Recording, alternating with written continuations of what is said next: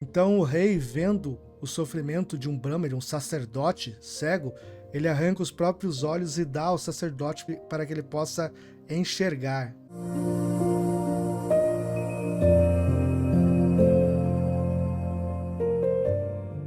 Olá pessoal, eu sou Sandro Vasconcelos e esse é o canal Budismo e Reflexões, sejam bem-vindos. Hoje eu vou deixar aqui alguns ensinamentos para vocês a respeito do amor e da compaixão nos sutras e no cânone budista. Antes de começarmos, eu gostaria de pedir para que você deixe um like já nesse vídeo, senão vocês esquecem no final. Então já aproveita, deixa um like agora. Se você não é inscrito e tem curiosidade sobre o budismo ou quer se tornar budista, não se esqueça também de se inscrever nesse canal. Bem, a compaixão e o amor eles aparecem abundantemente nos textos budistas, no cânone budista, em sutras, em tratados, enfim. É uma das palavras que mais aparece, junto com a sabedoria, aparece muito a compaixão, tá? A compaixão e o amor, tá? Então existe essa diferenciação no budismo entre o amor e a compaixão em si, mas eu vou explicar isso certinho, tá? Então o budismo enfatiza karuna, compaixão, e metta, amor benevolente, tá? Como qualidades essenciais para a iluminação. Tanto no cânone Pali, tá? Quanto nos sutras Mahayanas, nos tratados Mahayanas, encontramos, né, como eu disse, abundantemente ensinamentos e parábolas que reforçam a prática da karuna e metta. Então eu escrevi um texto aqui, né, pincelando algumas passagens do cânone budista que enfatizam karuna e metta, tá? Então karuna é compaixão, tá? E metta é amor benevolente. Então ambos são qualidades essenciais para atingirmos a iluminação, tá? Então vamos começar aqui com o cânone Pali, tá? O cânone Pali, Theravada, mostrando quando aparece metta, tá? Que é um tipo de amor, o amor benevolente. No Karaniya Metta Sutta, o discurso sobre o amor benevolente. Neste discurso, o Buda ensina como irradiar metta para todos os seres. Então aqui eu peguei uma passagem. Assim como uma mãe protege com sua vida o seu filho, seu único filho, da mesma forma deve-se desenvolver um coração sem limites para com todos os seres, seja irradiando bondade ao mundo inteiro, acima, abaixo e em toda a volta, sem barreiras, sem ódio ou inimizade, tá? O que vemos mais nesse mundo ultimamente é ódio e inimizade, infelizmente, tá? Eu mesmo tenho muitos inimigos, tá? Gostaria de conversar com eles, mas eles não querem saber de conversar comigo. Estou aberto a quem me odeia e a quem não gosta de mim. Que me procure que eu converso com você numa boa, tá? Eu sei que eu não vou procurar vocês porque eu sei que vocês não querem saber de mim, mas se vocês um dia resolverem conversar comigo, eu estou à disposição, tá? Então, nessa escritura, a gente vê que o amor benevolente é descrito como incondicional e ilimitado, sem distinção entre amigos e inimigos. Aqui no Kula Hattipadopama Sutta, também menciona a compaixão como uma das qualidades essenciais de um verdadeiro praticante do Dharma. Tá? Então fica evidente aí na literatura do budismo Theravada a importância de metta e karuna, né, para o alcance da iluminação. Os sutras, os escritos budistas de ambas as tradições, como a gente vai ver também no Mahayana, tanto no budismo Theravada quanto no Mahayana, tem essa ideia de se enfatizar, né, a importância de manifestar a compaixão, manifestar o amor a todos os seres. Isso é uma forma de atingir a iluminação. E para a gente manifestar essa compaixão, esse amor, nós temos que enxergar os seres como parte de nós mesmos. E na verdade eles são parte de nós mesmos, porque nós fazemos parte de um todo, né? O mundo é uma grande célula e todos os componentes fazem parte dessa célula para o funcionamento e o bem-estar do todo. Nos Sutras Mahayana, a gente vê em Karuna Pundarika Sutra, o Sutra do Lótus da Compaixão, que não é o Sutra do Lótus que a gente conhece, esse é um outro Sutra do Lótus que enfatiza a compaixão. Este sutra descreve a compaixão universal dos Bodhisattvas. Então vou ler aqui um trecho para vocês. Levanta-te, ó poder supremo, tesouro de sabedoria inesgotável. Você tem compaixão pelos seres, deseja-lhes o melhor e tem uma mente amorosa. Suas intenções puras serão completamente realizadas. Você se tornará um Buda no mundo, alguém que ajudará os seres.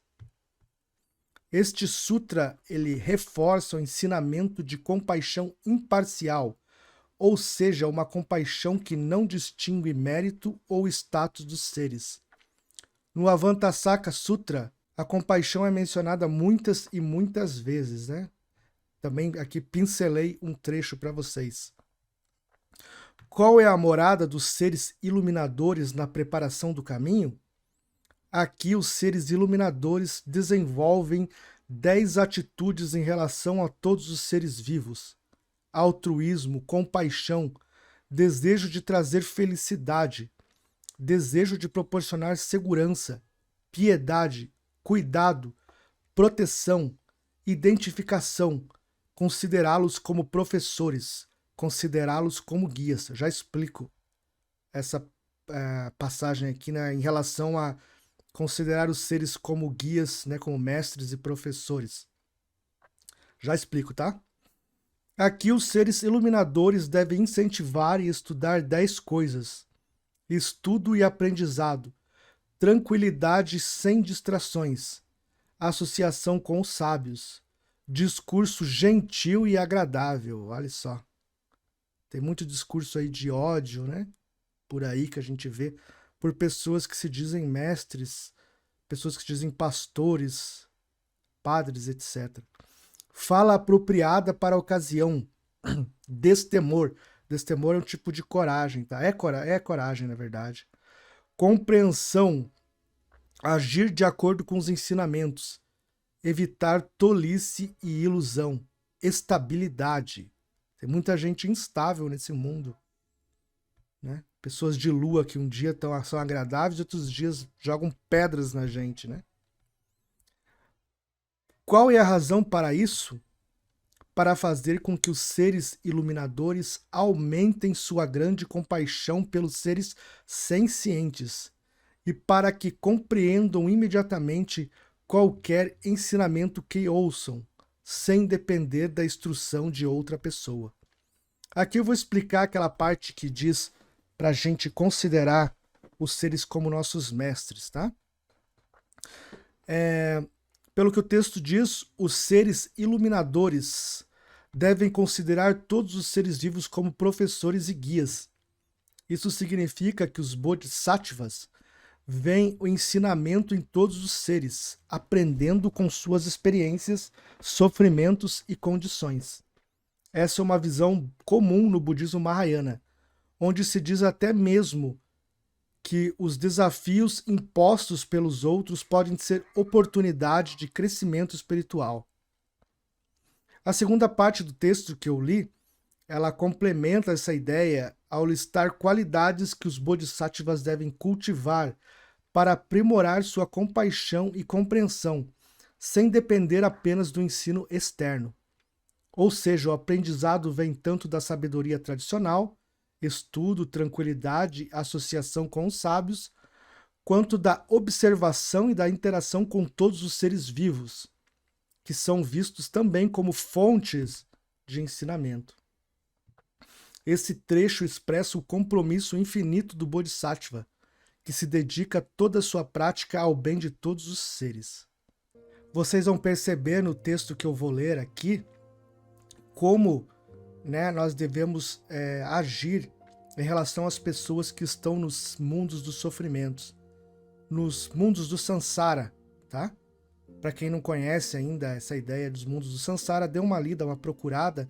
Tem vídeos meus também falando aí sobre a questão do renascimento, reencarnação, se existe no budismo, eu explico cada um desses reinos. Mas são reinos de sofrimento, como inferno, fantasmas famintos, reino humano, reino dos Ashuras, reino dos Devas, reinos dos animais. São reinos em que as pessoas estão mergulhadas, iludidas neles, procurando felicidades em valores efêmeros, tá?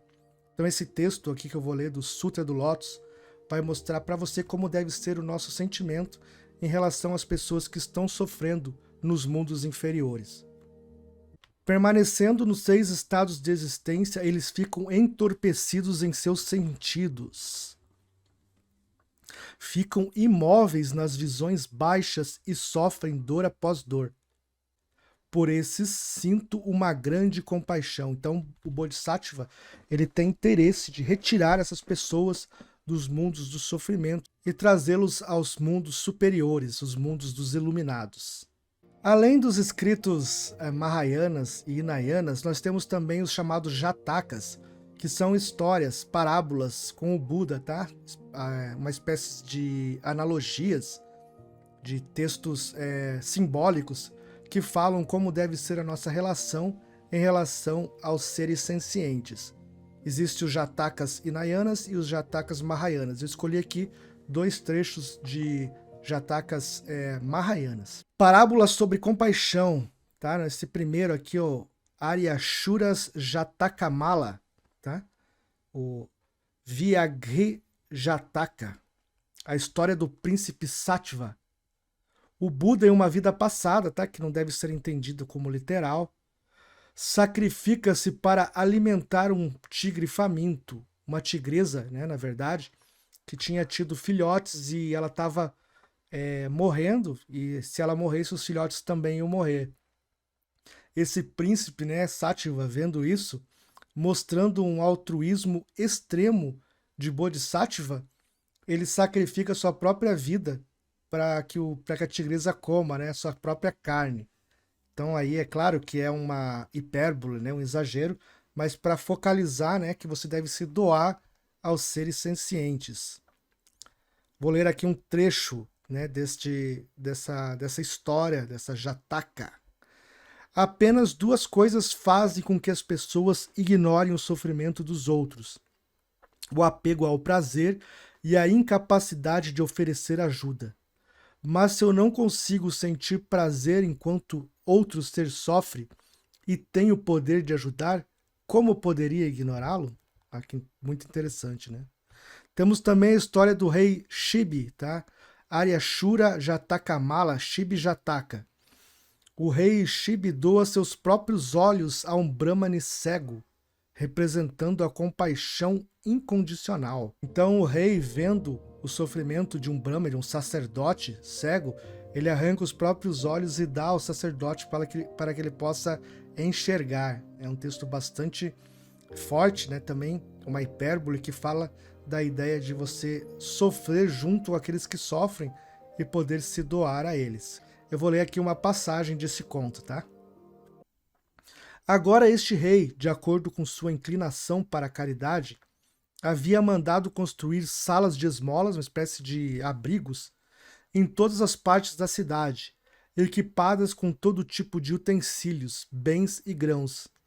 Desta forma, ele distribuía de maneira condizente com a nobreza de sua mente, suprindo as necessidades de cada um conforme seu desejo, com amável consideração e presteza generosa, o que aumentava o valor de seus dons. Então, a pessoa que se preocupava com aqueles que têm dificuldades, né, que vivem na miséria e tal.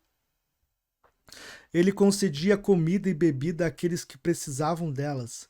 Da mesma forma, distribuía leitos, assentos, moradias, refeições, perfumes, guirlandas, pratas, ouro e outros bens para aqueles que os desejavam.